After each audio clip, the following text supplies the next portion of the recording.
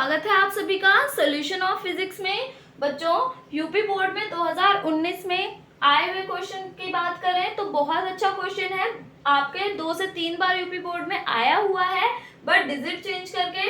तो क्वेश्चन हमारा क्या है? सबसे पहले एक बूंद जिसका द्रव्यमान, तो हमें सबसे पहले द्रव्यमान दे रखा है, तो हम सबसे पहले लिखेंगे दिया है द्रव्यमान यानी m बराबर 4.8 इंटू 10⁻⁻10 ग्राम। ठीक है, ग्राम से हम किलोग्राम में जाएंगे द्रव्यमान को लेकर के, तो ग्राम से किलोग्राम यानी छोटी यूनिट से बड़ी यूनिट में जा रहे हैं, तो 10 की पावर क्या हो जाएगी? -3। ठीक है, तो 10 की पावर -10 पहले से है तो -3 और आ जाएगा, तो 10 की पावर -13 किलोग्राम द्रव्यमान की वो बूंद होगी।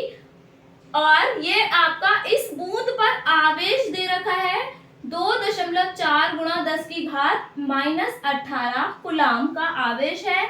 दो क्षैतिज और आवेशित प्लेटों के बीच संतुलन की अवस्था में रखी हुई है, संतुलन की अवस्था में लटकी हुई है ये बूंद।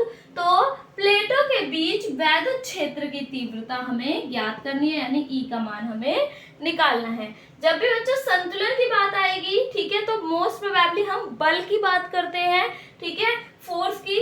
तो हम जानते हैं अगर हम वैद्युत क्षेत्र की तीव्रता ही निकालना चाहें तो वैद्युत क्षेत्र की तीव्रता का जो फॉर्मूला है, बेसिक फॉर्मूला, तो वो हमारा क्या होता है?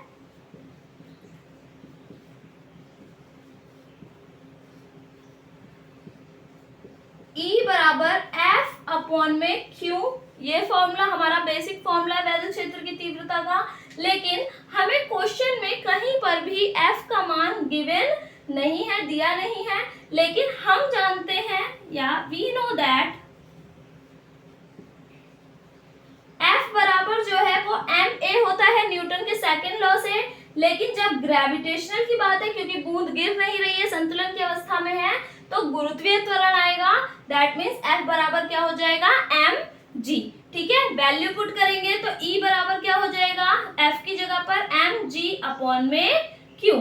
ठीक है, m का मान हमें दे रखा है क्वेश्चन ने 4.8 इंटू 10 की पावर -13 किलोग्राम। स्मॉल g यानी गुरुत्वीय त्वरण का मान फिक्स होता है, जो कि आपका होता है 9.8 मीटर प्रति सेकंड स्क्वायर। ठीक है, तो इसका मान g का मान क्या हो जाएगा? 9.8 और अपॉन में q का मान हमें दे रखा है 2.4 इंटू 10 की पावर -18 कूलाम। ठीक है, तो पॉइंट से पॉइंट हटा लेते हैं। ठीक है, तो ये 24 दूनी 48 हो जाएगा। ठीक है, अब आपको 2 की मल्टीप्लाई 9.8 से करेंगे तो 2 8 जा 16, 2 9 जा 18 और 1 19। ठीक है, तो 19.6 आ जाएगा ये हमारा मल्टीप्लाई होकर। और आपको 10 रेज़ टू दी पावर -13 है, 10 की पावर -18 ऊपर आएगा तो क्या हो जाएगा? ये प्लस का 18 हो जाएगा। तो टर्म क्या आ जाएगी? 19.6 इंटू 10 की पावर प्लस माइनस हो जाएंगे। 18 में से 13 जाएगा तो क्या आ जाएगा? प्लस का 5, क्योंकि 18 बड़ा है तो साइन हमारा प्लस का आएगा। तो वैद्युत क्षेत्र की तीव्रता का मान क्या आ गया हमारा? E is equal to 19.6 into 10 की पावर 5 न्यूटन पर कूलाम, ये लिख सकते हैं। या अगर हम इसे स्टैंडर्ड वे में लिखेंगे तो 1.96 इंटू 10 की पावर 6 न्यूटन पर कूलाम। मैंने सिर्फ पॉइंट को शिफ्ट किया है, तो इस तरीके से वैद्युत क्षेत्र की तीव्रता निकाली जा सकती है। आई होप आप सभी को समझ में आया होगा। Thank you so much for watching.